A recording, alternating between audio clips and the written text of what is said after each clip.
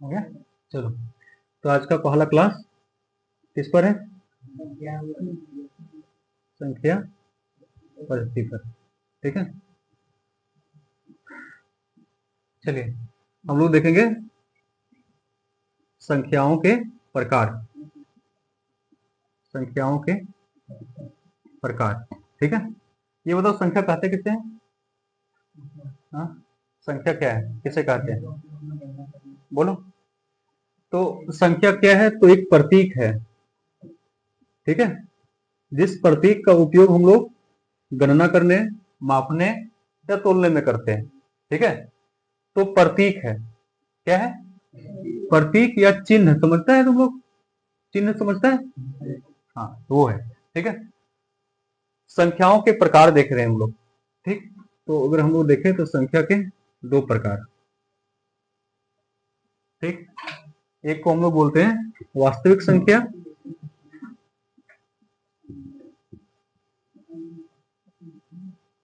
और एक को बोलते हैं काल्पनिक संख्या।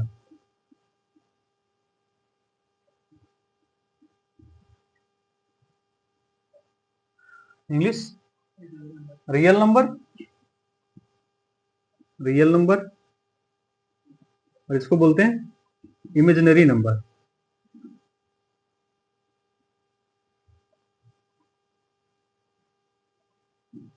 तो संख्या के कितने प्रकार? दो प्रकार हैं। कौन कौन से? वास्तविक संख्या और काल्पनिक संख्या, ठीक है। हम लोग को पढ़ना क्या है?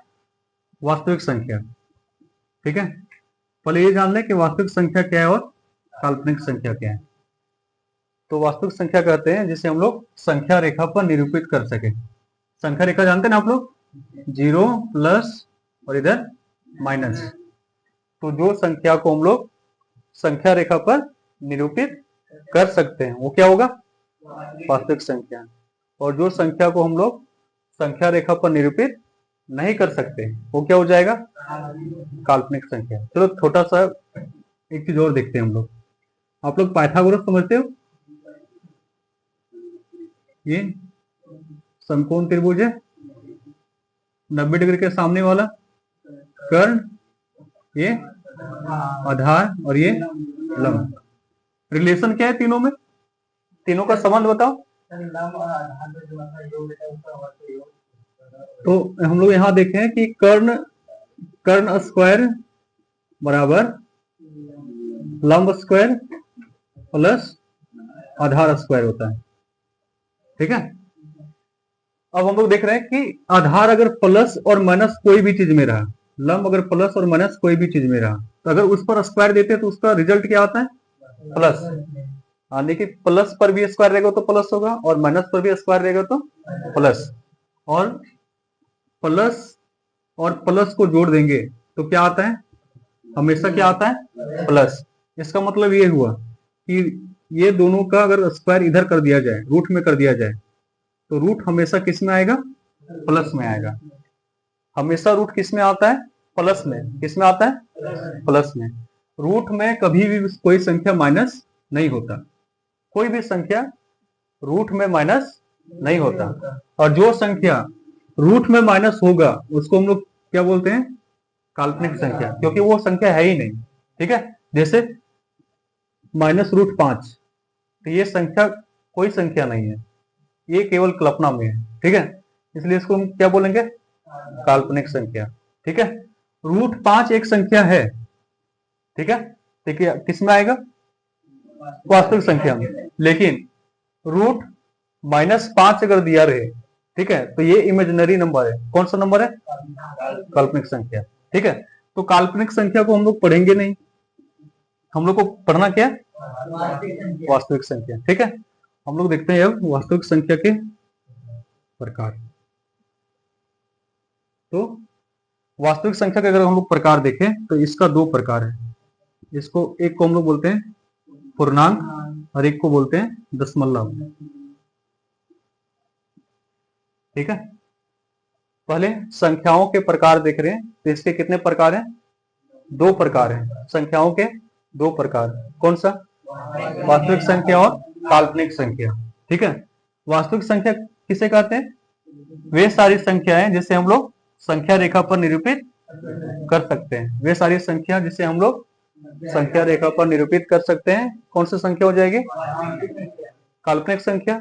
वे सारी संख्याएं जिसे हम लोग संख्या रेखा पर निरूपित नहीं कर सकते, तो क्या हो जाएगा? काल्पनिक।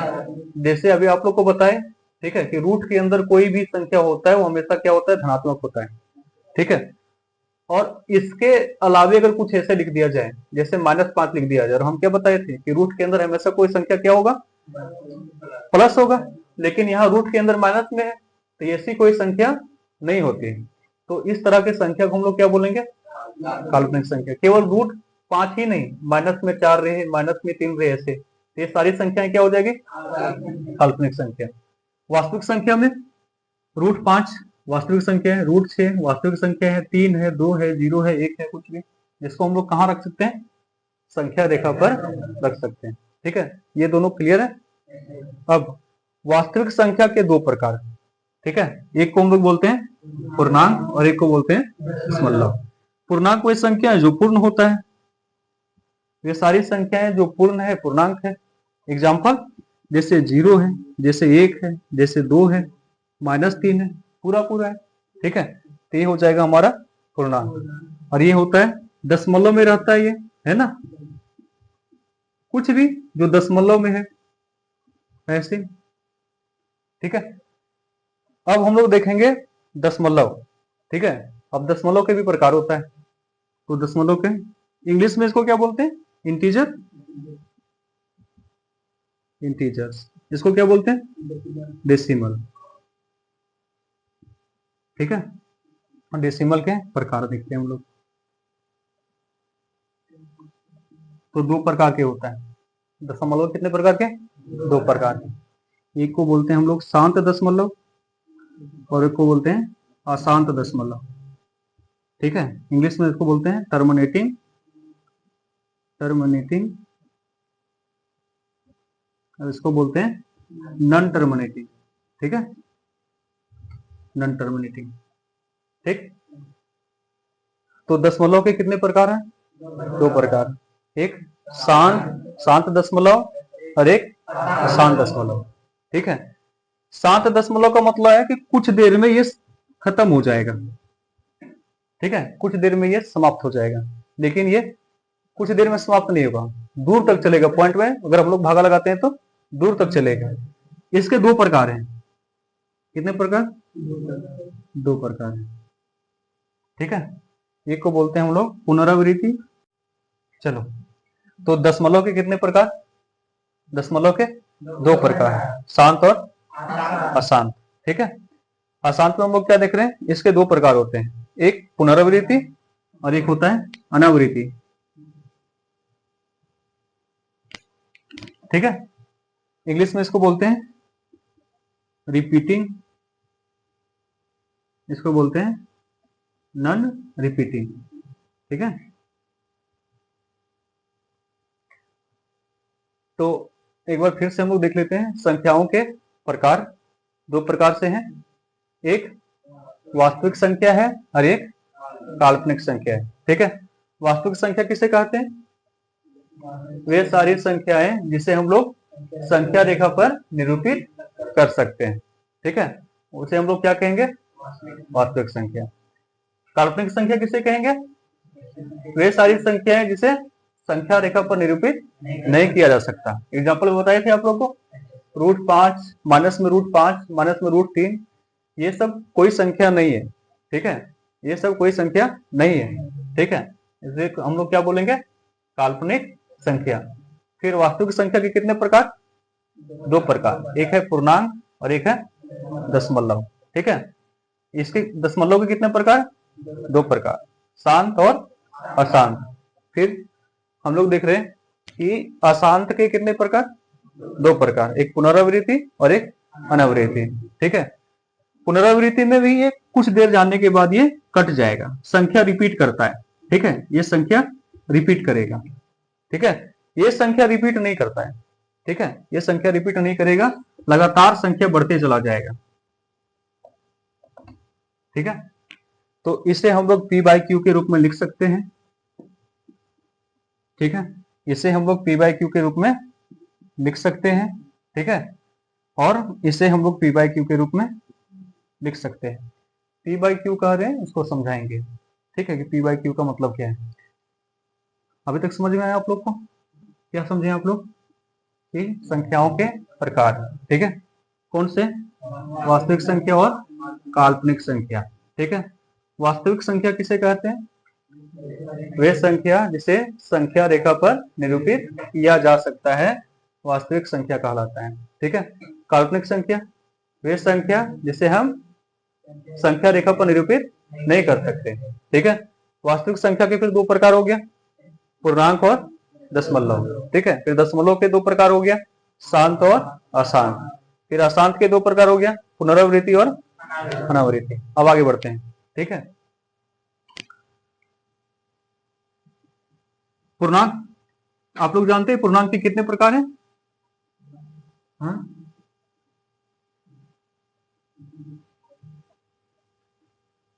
चलिए देखिए कितना प्रकार है। ठीक, तो अब हम लोग देख रहे हैं पूर्णांक। ठीक है, संख्या रेखा को देखते हुए समझेंगे आगे। ठीक, ये संख्या रेखा है, बीच में जीरो, इधर प्लस धनात्मक होता है ये, और ये ऋणात्मक होता है। आगे बढ़ेगा, ये इन्फिनिट तक जाएगा और इधर से ये इन्फिनिट तक जाएगा। ठीक है, इन्फिनिट का मतलब अनंत तक इधर बढ़ेगा, अनंत तक इधर बढ़ेगा। तो जो ये ऋणात्मक वाला दिखाई दे रहा है, इसको हम लोग बोलते हैं ऋणात्मक पूर्णांक। क्या बोलते हैं? ऋणात्मक पूर्णांक। ये क्या हो जाएगा? धनात्मक पूर्णांक। हम लोग प्रकार समझ रहे हैं, पूर्णांक के कितने प्रकार होंगे। तो एक ऋणात्मक पूर्णांक और एक धनात्मक पूर्णांक, और इसको बोलते हैं शून्य पूर्णांक।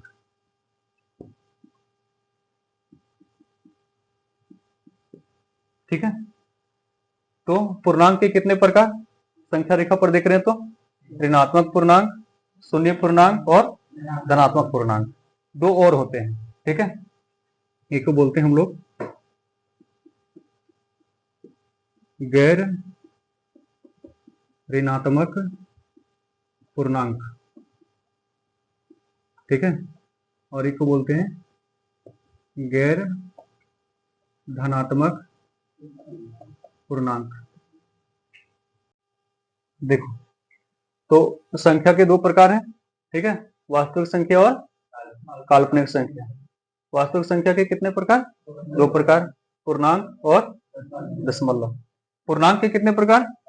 पांच, ऋणात्मक, धनात्मक, शून्य, गैर धनात्मक, गैर ऋणात्मक। यहां से हम लोग एक चीज और सीखेंगे। ठीक है, ये जो धनात्मक पूर्णांक होता है ना, इसको हम लोग बोलते हैं प्राकृत संख्या। ठीक है, क्या बोलेंगे? प्राकृत संख्या बोलेंगे। ठीक है, और इसको क्या बोलेंगे? पूर्ण संख्या बोलेंगे। ठीक है, धनात्मक और, ठीक है, धनात्मक पूर्णांक हमारा क्या हो जाएगा? प्राकृत संख्या हो जाएगा। ठीक है, और गैर धनात्मक क्या हो जाएगा? पूर्ण संख्या हो जाएगा। ठीक है, अब यहां देखो, दशमलव के कितने प्रकार हम बताए थे? दशमलव के दो प्रकार है यहाँ। ठीक है, शांत और अशांत। ठीक है, फिर शांत के कितने बताए? दो प्रकार। ठीक है, शांत के कितने प्रकार होते हैं?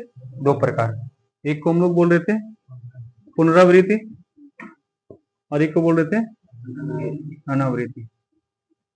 ठीक है, यहां तक हम लोग संख्याओं के प्रकार को समझ लिए। ठीक है, जाओ जाओ, इशारा नहीं करना है, जाओ जिसको पानी प्यास लगा है। आगे देखो, यहां तक क्लियर हो गया हमारा। एक बार रिवीजन मारते हैं। ठीक है,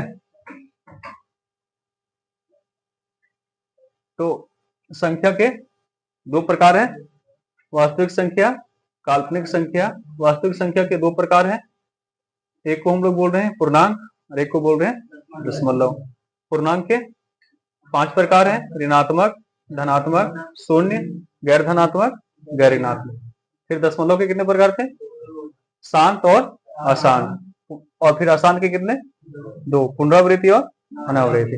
अब एग्जाम्पल देख लेते हैं, ठीक है। यहां से एग्जाम्पल ये क्लियर था, ठीक है। पूर्णांक 0, 1, -3, -4, √4 ये सब शामिल है इसमें, ठीक है। कोई दिक्कत है क्या? नहीं है ना? समझ में आ रहा है, नहीं आ रहा है कि ज्यादा स्पीड हो रहा है? नहीं ना? ठीक है, चलो। उसके बाद हम लोग दशमलव के बारे में बात करें तो ये शांत और अशांत, ये बहुत जल्दी समाप्त हो जाता है, भागा लगाने के बाद जल्दी समाप्त हो जाएगा, ठीक है। अशांत में थोड़ा भागा लगाने के बाद दूर तक जाएगा ये, ठीक है।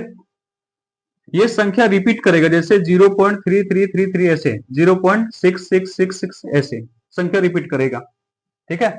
यहाँ संख्या 173 173 173 ऐसे भी हो सकता है, ठीक है। यहाँ संख्या रिपीट नहीं करता, जैसे 3.14 5 6 7 8 4 3 2 ऐसे करके आगे बढ़ेगा ये।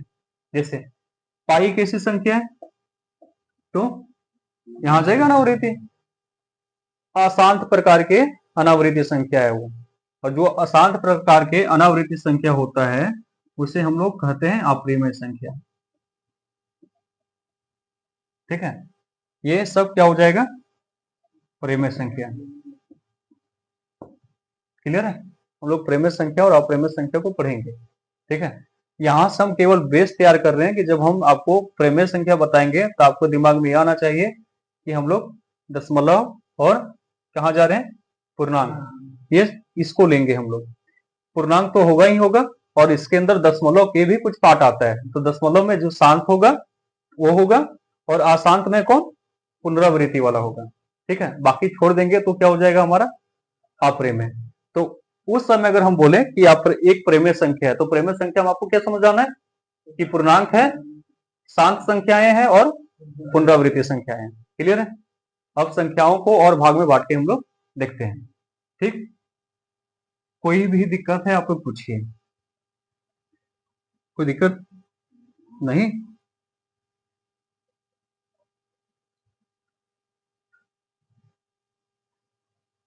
जीरो का आविष्कार किसने किया?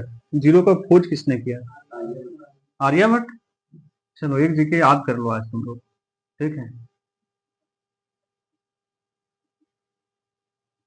एक जीके ये है कि जीरो का जो खोज करता है वो कौन है? ब्रह्मगुप्त। कौन है? सब आदमी क्या कहता है? आर्यभट्ट, ठीक है। लेकिन है कौन? ब्रह्मगुप्त, ठीक है। हम लोग आर्यभट्ट क्यों कहते हैं फिर, ये बताओ। अब यहां याद रखना है, जीरो का सबसे पहले प्रयोग कौन किया था? आर्यभट्ट, ठीक है। इसलिए डिटेल से पढ़ो, ठीक है। जीरो का खोज करता पूछा जाए, जनक पूछा जाए, तो कौन है? ब्रह्मगुप्त। और जीरो का प्रयोग करता पूछा जाए तो कौन है? आर्यभट्ट। एग्जाम्पल से समझते हैं, जैसे आर्यभट्ट बोला कि कोई भी संख्या के दाई और जीरो लगा दिया है तो उसका वैल्यू बढ़ता है, ठीक है। स्थानीय मान के बारे में बताया, जीरो के स्थानीय मान के बारे में बताने वाला व्यक्ति कौन है? ये जीरो को स्वतंत्र संख्या के रूप में कभी नहीं बताया है कि जीरो एक संख्या होता है, ये जीरो को एक संख्या नहीं माना, जीरो को स्थानीय मान पर ले जाकर बताया था। तो जीरो को जो स्वतंत्र रूप से बताया कि जीरो भी एक संख्या होता है, वो उनका नाम क्या है? ब्रह्मगुप्त। एक जिक्र याद हो गया। अब आप लोग से पूछा जाएगा कि जीरो का खोज करता कौन है, क्या बताओगे? ब्रह्मगुप्त, ठीक है। सबसे पहले बार प्रयोग किसने किया था? आर्यभट्ट। टिक लगाने के लिए आएगा कि जीरो का खोज किसने किया, तो किसने किया? ठीक है, खोज करता है ये, ठीक है। और ये है प्रयोग करता है, याद रहेगा। चलो इंटरेस्टिंग फैक्ट है, याद रखना है। अब हम लोग आते हैं फिर से संख्या पर, ठीक। संख्या, इसको दो भाग में फिर से हम लोग बांट के देखेंगे। एक को हम लोग कौन सी संख्या बोलते हैं?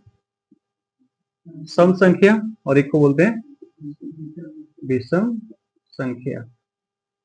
कोई दिक्कत? ये भी संख्या का प्रकार है। सम संख्या किसे कहते हैं? ठीक है, इवन नंबर और ये है ऑड नंबर। तो ये वे सारी संख्याएं हैं जो किससे भागा लग जाए, दो से। दो से विभाज्य होने वाली सारी संख्याएं को हम लोग क्या बोलेंगे, सम संख्या। ठीक है, और जो दो से विभाज्य ना हो उसे क्या बोलेंगे, विषम संख्या। इसका एग्जांपल लिया जाए तो 2, 4, 6, 8, 10 ऐसे। और जो दो से भागा ना लगे 1, 3, 5, 7। ठीक है, ये भी संख्या का प्रकार है, इसको भी याद रखना है। ठीक है, तो संख्या के प्रकार सम संख्या और विषम संख्या भी होता है। एक और तरीके से इसको बांट के देखते हैं हम लोग, क्लियर है। एक और देखते हैं, और ये वाला जानना जरूरी है अभी जो हम बताने वाले हैं। ठीक है, एक को बोलते हैं हम लोग भाज्य संख्या और एक को बोलते हैं अभाज्य संख्या। ठीक है, कोई दिक्कत। भाज्य संख्या का इंग्लिश क्या होता है बाबू, बताओ। कंपोजिट नंबर है ना, और इसको हम लोग क्या बोलते हैं, प्राइम नंबर। ठीक है, तो संख्याओं को दो भाग में और बांट के हम लोग देख रहे हैं, एक को बोलते हैं भाज्य संख्या और एक को बोलते हैं अभाज्य संख्या। ठीक है, अब देखो भाज्य संख्या किसे कहेंगे, भाज्य संख्या किसे कहेंगे, हाँ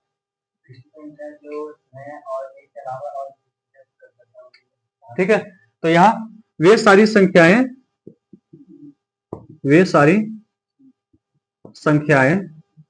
जिसके दो या मत करो, दो से अधिक गुणज हैं। ठीक है, तो वे सारी संख्याएं जिसके दो से अधिक गुणज हो, दो से अधिक जिसका गुणज होगा वो क्या कहलाएगा, भाज्य संख्या। अभी हम बताएंगे गुणज क्या होता है, हड़बड़ा नहीं कर सकता नहीं है। ठीक है, और अभाज्य संख्या वे सारी संख्या या संख्याएं जिसके केवल दो गुणज हैं, दो गुणज होते हैं। ठीक है, दो गुणज होते हैं जिसमें क्या होगा, एक तो वो स्वयं रहेगा, ठीक है, और एक उसमें क्या होगा, एक होगा। ठीक है, एक वो स्वयं रहेगा और उसके अलावा एक उसके पास एक होगा। तो इसके पास केवल दो गुणज होता है। ठीक है, जैसे अगर हम लोग देखें 3, ठीक है, तो कितने पहाड़ा में आता है, एक तो एक के पहाड़े में आ जाएगा और एक और किसी में आता है क्या, नहीं। तो इसका दो गुणज हो गया ये, इसके अलावा और कोई गुणज इसका नहीं है। तो इस तरह के संख्या को हम लोग क्या बोलेंगे, अभाज्य संख्या बोलेंगे। कोई दिक्कत। यहां जिसका दो से अधिक गुणज होगा, जैसे 4 कह ले, ठीक है, तो 4 का एक के टेबल में आता है, फिर 2 का और फिर 4 का, तो 2 से अधिक का हो गया। तो ये सारी इस संख्या को हम लोग क्या बोलेंगे, भाज्य संख्या। कोई दिक्कत किसी को, भाज्य और अभाज्य समझ में आया। भाज्य संख्या है वे सारी संख्याएं होती है जिसका 2 से अधिक गुणज होता है। ठीक है, अभाज्य संख्या वे सारी संख्याएं होती है, ठीक है, जिसके केवल दो गुणज होता है। और दो कौन कौन सा होगा, एक तो स्वयं होगा वो संख्या और एक उसके साथ एक होगा। ठीक है, अब आप लोग से क्वेश्चन पूछते हैं। ठीक है, कि 1 से लेकर 10 तक, 1 से लेकर 10 तक के बीच में कितनी अभाज्य संख्याएं हैं, हाँ कितनी अभाज्य संख्याएं, बोलो। ये पूछता है एग्जाम में सीधा सीधा क्वेश्चन, सोच लो कौन कौन सा हो जाएगा, एक। अब यहां याद रखो, अगर आप लोग एक कह रहे हैं तो हम कंडीशन क्या डाले थे, तो उसका कम से कम दो, ठीक है, दो गुणज होना चाहिए, उसका दो गुणज होना चाहिए। तो क्या एक का दो गुणज है, नहीं है, एक का एक गुणज है। इसलिए एक ना तो भाज्य संख्या है और ना अभाज्य संख्या है। क्लियर। ठीक है, एक ना तो भाज्य संख्या है और ना ही अभाज्य संख्या है। कोई दिक्कत किसी। अब इसके बाद आते हैं, 1 से 10 के बीच में क्या आएगा, 3 आएगा, 5 आएगा, 7 आएगा। और कुछ नहीं। ठीक है, तो कितनी संख्याएं हो गई? 3 संख्या। 1 से 10 के बीच एक 2 होता है। ठीक है, 2 3 5 7। अगर इसको 20 तक बढ़ा दें तो कितना हो जाएगा? 11 13 15 है। ठीक है, 17 एक होगा और एक होगा 19। एक 1 से 20 तक में पूछा जाएगा तो टोटल कितना हो गया? 1 2 3 4 5 6 7 8 संख्या जो अभाज्य है। 1 से 10 तक पूछा जाएगा तो कितना संख्या? 4 संख्या। अब 1 से 30 तक पूछा जाएगा कि 1 से 30 के बीच में कितने अभाज्य संख्या है, तो क्या क्या जुड़ेगा? यहाँ 21 जुड़ेगा। 21 तो नहीं आएगा, कितना आएगा? 23 आएगा। उसके बाद 29 आएगा। तो 1 से 30 के बीच कितना हो गया? 10।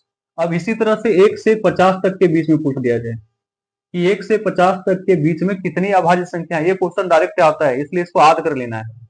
ठीक है, देख लो कौन कौन सा। एक आ जाएगा 31, उसके बाद 37 आएगा, उसके बाद 41 आएगा, उसके बाद 43 भी आता है, उसके बाद 47 आएगा। ठीक है, और कुछ नहीं। अब हमारे पास जीके तैयार है। ठीक है, तो यहां अगर हम लोग टोटल देखें कितना संख्या हो गया? 15। अब इसको पूछ भी सकते हो कहीं कि 1 से 50 के बीच में कितनी अभाज्य संख्याएं होती है, तो कितनी होती है? 15। 1 से 100 के बीच में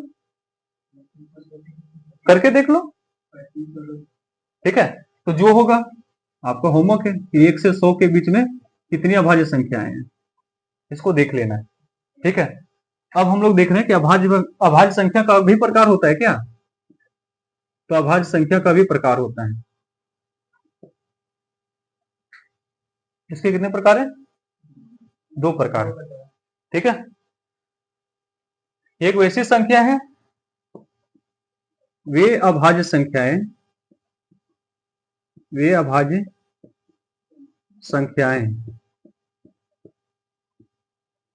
जिसका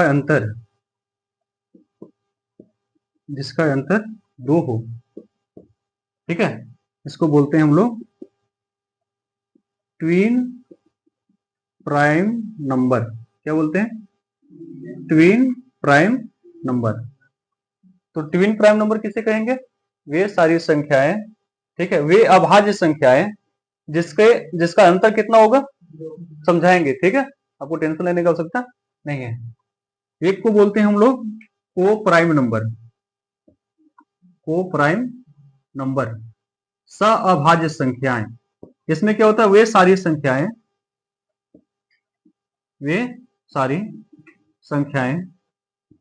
जिसका HCF 1 हो। ठीक है, वे सारी संख्याएं जिसकी HCF कितना? 1, वो क्या हो जाएगा? को प्राइम नंबर। वे अभाज्य संख्या, यहां देखना है, अंतर रहे। यहाँ अभाज्य संख्या लिख रहे हैं, यहाँ सारी संख्याएं के बारे में बात कर रहे हैं। यहाँ अभाज्य भी हो जाएगा और भाज्य भी हो जाएगा। अभाज्य भाज्य होगा, भाज्य भाज्य होगा, भाज्य अभाज्य होगा। ठीक है, यहाँ केवल कौन संख्या होगा? अभाज्य संख्या। इसका मतलब देखो यहाँ कि 2 अभाज्य संख्या लो, उसको घटाने के बाद कितना आना चाहिए?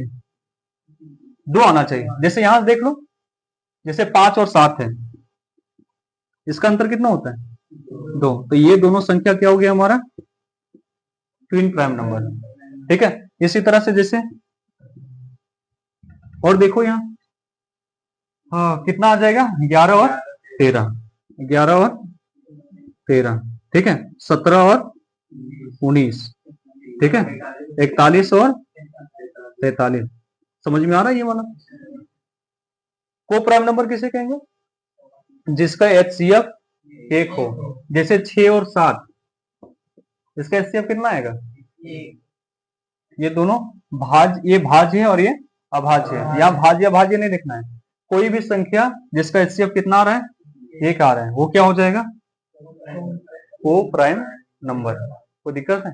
नहीं ना, कुछ भी हो सकता है। जैसे 3 और 5 भी हो सकता है। ठीक है, 3 और 5 यहां भी है, नहीं है, कर सकते हैं हम लोग। ठीक है, तो ये भी क्या हो जाएगा हमारा? को प्राइम नंबर। क्लियर है? हम लोग संख्याओं के प्रकार को देखें। ठीक है, आज हम लोग क्या देखें? संख्याओं के प्रकार को देखें। ठीक, अब इसको हम लोग एक बार समराइज करते हैं। अभी हम लोग जो पढ़ रहे हैं, एक संख्या 12 तक जितना आता है, ठीक है, वहां तक के संख्याओं को हम लोग समझ गए। अब हम लोग क्लास स्टार्ट करेंगे कि संख्या पर किस तरीके से क्वेश्चन आता है। ठीक है, संख्याओं को लेकर कोई भी दिक्कत है आप लोग को? किसी प्रकार का भी दिक्कत नहीं ना है? ठीक है, एक बार याद करो, संख्या के दो प्रकार कौन कौन से? वास्तविक संख्या और काल्पनिक संख्या। वास्तविक संख्या किसे कह रहे थे? वे सारी संख्या जिसे संख्या रेखा पर निरूपित किया जा सकता है। काल्पनिक रेखा किसे कहते हैं? वे सारी संख्या जिसे संख्या रेखा पर निरूपित नहीं किया जा सकता। एग्जाम्पल पता है? वास्तविक संख्या के एक दो एग्जाम्पल दो। जैसे 1 हो जाएगा, 5 हो जाएगा, √4 हो जाएगा, और सारा। काल्पनिक संख्या का, ठीक है, रूट के अंदर माइनस में 5, रूट के अंदर माइनस में 4। ठीक है, और यहाँ एक चीज और याद रखना है कि माइनस रूट के बाहर रहे तो ये फिर आपका हो जाएगा वास्तविक संख्या। माइनस किसके अंदर होना चाहिए? रूट के अंदर, तब वो काल्पनिक होगा। एक चीज और याद रखना है आप लोगों को, ठीक है, कि माइनस रूट के अंदर होगा तभी वो काल्पनिक होगा, रूट के बाहर रहा तो वो वास्तविक संख्या हो जाएगा। क्लियर है? चलिए, उसके बाद हम लोग वास्तविक संख्या के दो भाग करे थे, कौन कौन सा? एक पूर्णांक और एक दशमलव। ठीक है, पूर्णांक संख्या वे संख्याएं जो पूर्ण हो, अपने आप में पूर्ण हो। एग्जाम्पल 1 हो जाएगा, 5 हो जाएगा, 7 हो जाएगा, -5 हो जाएगा, √4 हो जाएगा, ये सारी अपने आप में पूर्ण संख्याएं हैं। उसके बाद हम लोग दशमलव में जा रहे थे। दशमलव कैसी संख्या? जैसे 0.3, 0.543, ऐसा कुछ भी संख्या रहेगा। ठीक है, उसके बाद हम लोग दशमलव के प्रकार देखें। दशमलव के कितने प्रकार था? 2 प्रकार। ठीक है, एक को हम लोग क्या बोले? शांत, और एक को बोले अशांत। ठीक है, फिर हम लोग क्या देखें? अशांत के 2 प्रकार देखें। ठीक है, एक होता है पुनरावृत्ति और एक होता है अनावृत्ति। ठीक है, तो एक है हमारा पुनरावृत्ति और एक को बोल रहे हैं अनावृत्ति। केवल इसमें मुख्य बात यह समझना है कि इसे p/q के रूप में हम लोग लिख सकते हैं। इसे हम लोग p/q के रूप में लिख सकते हैं, और जो पूर्णांक है उसे हम लोग p/q के रूप में लिख सकते हैं। p/q के रूप में लिखने का मतलब हम लोग प्रेमय संख्या में उसको लिख सकते हैं। ठीक है, प्रेमय संख्या जब हम बताएंगे तो उसमें आएगा। ठीक है, यही समझ लो प्रेमय संख्या किसे कहते हैं। ठीक है, संख्याओं के 2 प्रकार फिर से देखो। एक को हम लोग बोलेंगे परिमेय संख्या और एक को बोलेंगे अपरिमेय संख्या। ठीक है, इंग्लिश में रेशनल नंबर और ये होता है इरेशनल नंबर। ठीक है, रेशनल नंबर किसे कहते हैं? वे सारी संख्या जिसे p/q के रूप में लिख सकते हैं। वे सारी संख्या जिसे p/q के रूप में लिख सकते हैं, और जहां q के जगह पर क्या नहीं होना चाहिए? 0 नहीं होना चाहिए। ठीक है, प्रेमय संख्या का डेफिनेशन पूछा जाएगा, क्या बताओगे? वे सारी संख्याएं जिसे p/q के रूप में लिख सकते हैं और जहां q के जगह पर 0 नहीं होना चाहिए। अब आप लोग बताइए कि प्रेमय संख्या कौन कौन सा संख्या होगा, सोच के बताओ। तो अगर हम लोग संख्या देख रहे हैं तो संख्या के अंदर हम लोग आएंगे क्या? वास्तविक संख्या है ना।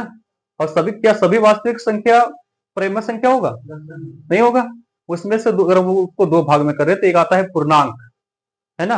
वो पूर्णांक, जितना सारा पूर्णांक है वो सारा का सारा प्रेमय संख्या है। फिर पूर्णांक के बाद हम लोग दशमलव लिए। दशमलव, उसमें जो शांत होगा, शांत आवृत्ति का जो होगा, शांत दशमलव जो होगा वो क्या होगा? परिमेय संख्या। ठीक है, उसके बाद अशांत में भी अगर हम लोग जाएंगे तो अशांत में परिमेय संख्या कौन होगा? पुनरावृत्ति, जो बार बार रिपीट कर रहा होगा। जैसे 0.333, 0.734, 734 कुछ ऐसे आ जाए। ठीक है, जो बार बार संख्या रिपीट करेगा, और जो बार बार संख्या रिपीट नहीं करेगा, ऐसे लगातार बढ़ते रहे, तो उसे हम लोग क्या बोलेंगे? अनावृत्ति। और ये अपरिमेय संख्या होता है, क्योंकि इसको हम लोग p/q के रूप में नहीं लिख सकते। जैसे पाई कौन संख्या है? ठीक है, अनावृत्ति में जाएगा क्योंकि ये संख्या बार बार रिपीट नहीं करता, ये लगातार बढ़ती रहता है। ठीक है, और पाई का वैल्यू कितना होता है 22/7 अगर एग्जैक्ट वैल्यू पूछा जाए। ठीक है, तो ये एग्जैक्ट वैल्यू 22/7 नहीं है, 3.14 और जो आता है वो। ठीक है, वो इसका एग्जैक्ट वैल्यू है, लेकिन हम लोग लगभग मान लिए कि 22/7 होगा, ये लगभग मान है। ठीक है, कोई दिक्कत नहीं ना। तो यहां तक आज हम लोग समझे, संख्याओं के प्रकार समझे, कौन संख्या होता है। ठीक है, और उसका उपयोग हम लोग कैसे करेंगे वो कल देखेंगे। अभी तक में कोई क्वेश्चन में दिक्कत है आप लोग पूछ सकते हो, कोई दिक्कत। यहां तक आए हम लोग, उसके बाद सम संख्या कुछ है, किसे कहते हैं, वे सारी संख्याएं जो 2 से विभाजित हो जाता होगा। ठीक है, विषम संख्या जो 2 से विभाजित नहीं होता होगा। एक और प्रकार देखें हम लोग, भाज्य संख्या, अभाज्य संख्या। भाज्य संख्या किसे कह रहे थे, भाज्य संख्या वह संख्या है जिसके 2 से अधिक क्या होगा, गुणज होगा। ठीक है, अभाज्य संख्या वह संख्या जिसका 2 से अधिक, कम से कम 2, ठीक है, 2 गुणज होगा, केवल 2 गुणज होगा, जिसका केवल 2 गुणज होगा। ठीक है, उसको हम लोग अभाज्य संख्या बोले। अभाज्य संख्या को भी 2 प्रकार बताए हम। ठीक है, एक वो ट्विन प्राइम नंबर और एक को प्राइम नंबर। ठीक है, ट्विन प्राइम नंबर में वे अभाज्य संख्या है जिसके अंतर कितने हैं, 2 हैं, जिसके अंतर कितने हैं 2, अनेक हटाने के बाद जैसे 5 और 3 के बारे में बात करें, 3 और 5 के बारे में बात करें, तो ये दोनों का अंतर कितना है 2, तो ये हो गया ट्विन प्राइम नंबर हो गया। ठीक है, और एक और बताए थे को प्राइम नंबर। को प्राइम नंबर किसे कहते हैं, जिसका एचसीएफ 1 होगा। वे सारी संख्याएं, इसमें भाज्य संख्या भी शामिल है और अभाज्य संख्या भी शामिल है। ठीक है, तो ये हो गया हमारा को प्राइम नंबर। ठीक है, बाकी क्लास हम लोग कब करेंगे, कल। आज के क्लास में कोई दिक्कत नहीं ना।